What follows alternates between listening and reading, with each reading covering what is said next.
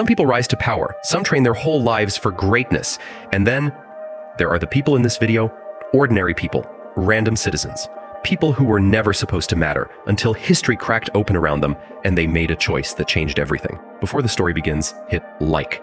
It takes 1 second for you, and it helps me bring you hours of history's craziest, strangest, most unbelievable stories. With that being said, let's start. If one event could define the phrase wrong place, wrong time, this is it. Gavrilo Princip was a 19-year-old Serbian student. He was sickly, quiet, and underfed. He didn't look like someone who would set fire to the entire 20th century, but history doesn't really ask for resumes. In the summer of 1914, Princip and a few other young nationalists cooked up a reckless plan. They were going to assassinate Archduke Franz Ferdinand, heir to the Austro-Hungarian throne. They had no training and no escape plan. No real guarantee they could hit a moving car with a pistol. It was a teenager's version of a revolution. All passion, no structure. Their first attempt, a disaster. One conspirator threw a bomb, which bounced off the Archduke's car and literally blew up a bystander instead. The group panicked and scattered. Princip assumed it was over, and then fate, or coincidence, or the universe being weird, stepped in. Franz Ferdinand insisted on visiting the hospital to see the bombing victims. His driver took a wrong turn onto a narrow street and stalled the car. That happened to be exactly where Gavrilo Princip was standing, buying a sandwich. The Archduke, his wife Sophie, and Princip all froze for half a second, just long enough for history to snap. Princip fired 2 shots. One hit Ferdinand and the other hit Sophie. The world didn't erupt overnight. At first, it looked like a local tragedy of a single gunshot in a small corner of Europe.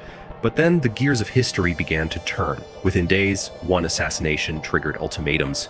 Those ultimatums hardened into alliances, and those alliances transformed into armies moving across borders, and within weeks, Europe was caught in a chain reaction no one could stop.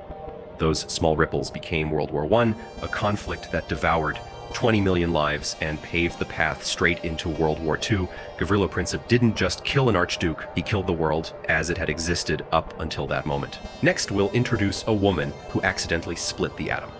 Most scientific revolutions happen in labs with perfect lighting, polished equipment, and organized notes. This one happened in the snow. Lise Meitner, an Austrian Jewish physicist, spent her life studying atoms so tiny that even her colleagues joked they barely existed. She was quiet, sharp, and stubborn, the kind of scientist who would work through lunch, then forget she skipped it. But in 1938, everything fell apart. The Nazis rose to power. Jewish scientists were vanishing, and Lise, who had helped build Germany's greatest physics lab, suddenly became the enemy. Her colleagues begged her to run, and Lise escaped the country in absolute silence. No suitcase, no farewell, just a train ticket to nowhere and a coat stuffed with hidden diamonds friends had sewn in for her escape. She fled to Sweden, alone, terrified, and cut off from her life's work. But her old partner, Otto Hahn, kept secretly mailing her data. Fragments of experiments he couldn't understand. One cold afternoon, standing outside in the snow with her nephew, she worked through Hahn's results on a scrap of paper. The numbers looked impossible. According to everything science understood, this reaction shouldn't exist. It broke the rules, but Lise saw it. The uranium atom wasn't breaking incorrectly. It was splitting. A clean break down the middle. It was releasing energy unlike anything the world had ever imagined. She had discovered nuclear fission and the science behind nuclear power, nuclear medicine, and nuclear weapons. But here's the twist. When Hahn published the discovery, he removed her name. He took the Nobel Prize for himself. The world celebrated the father of nuclear fission, while the woman who actually cracked the atom was forgotten. And Lise, she refused to help build the bomb that followed. While other scientists raced to weaponize her discovery, she walked away. She didn't want glory, she just wanted science. She once said, "I will have nothing to do with a bomb." Yet the entire world, from Hiroshima to modern energy, rests on a calculation she scribbled in a snowy forest while shivering in exile. A quiet woman with a pencil changed the world more than any general ever could. Our next story is about a doctor who discovered hand washing and was punished for it. In the 1840s, childbirth was a nightmare. Women entered the hospital healthy, and some never walked out again. In one famous ward in Vienna, the death rate was so high that mothers begged to give birth in the street rather than inside. Priests would walk through the halls ringing bells because so many patients were dying. Doctors had explanations: bad air, emotional shock, and female weakness. But nothing changed. Nothing worked. Then came a young Hungarian doctor named Ignaz Semmelweis. He was quiet, obsessive, and strangely intense. He arrived at the maternity clinic and did something no one else bothered to do. He compared the numbers to wards. Same building, same patients, same procedures, but one ward, staffed by doctors, had a death rate 5 times higher than the ward staffed by midwives. Why? Semmelweis watched. He followed doctors around.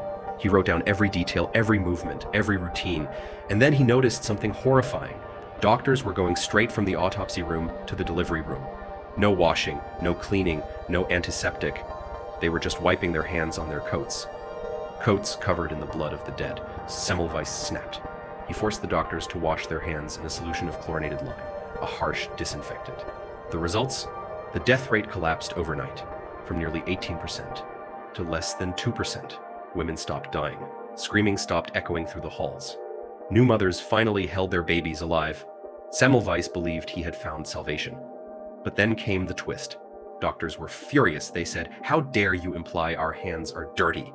You're insulting the profession! You're calling us murderers!"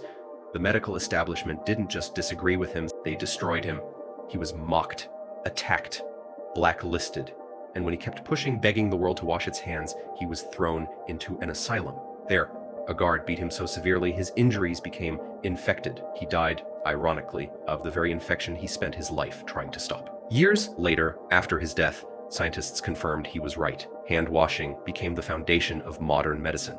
Hospitals everywhere adopted his ideas. Today, Semmelweis is called the savior of mothers, but in his lifetime, he was treated as the madman who dared accuse doctors of carrying death on their fingertips. Next, we'll talk about the servant who brought down China's most powerful reformer. In the late 1500s, the Ming dynasty was crumbling.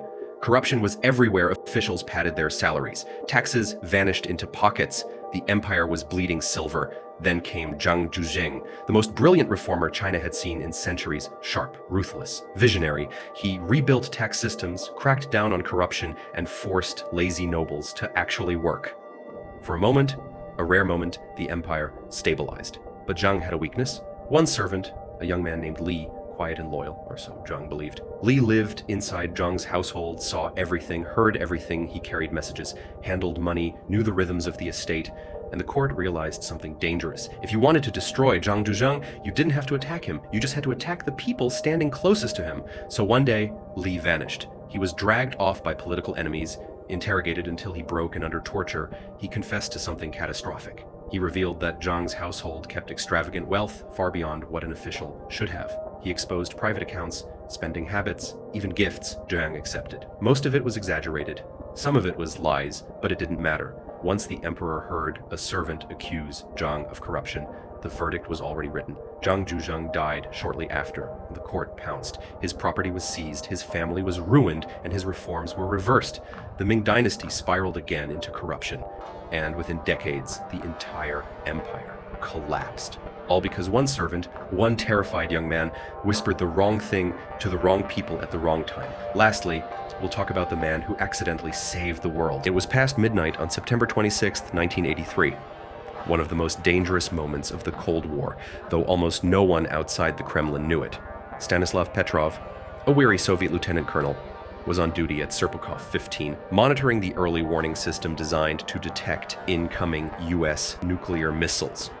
His job was simple, terrifying, and brutally clear. If the United States launched nuclear missiles, Petrov had to report it immediately, because once he reported it, the Soviet Union would fire back. The screens flickered, the computers hummed, and everything was normal. And then, the sirens exploded. Missile launch detected. Petrov stared at the screen. A single American missile was incoming, then another, then another. 5 nuclear missiles headed straight for the Soviet Union. The protocol? Call the Kremlin. Start the chain reaction. Prepare for global annihilation. Petrov's hands shook. Sweat pooled at his collar. But something bothered him. 5 missiles? If America wanted to strike, they would launch everything, not 5. And the satellite reading looked off. Every second he hesitated, he risked being wrong. And if he was wrong, the Soviet Union would be vaporized. Every second he waited, he disobeyed orders. And if he was wrong, he'd be court-martialed or executed. He had to choose, trust the computer or trust his instinct. And Petrov, alone in a bunker at 12:15 a.m., made a decision no computer would ever dare. He did nothing.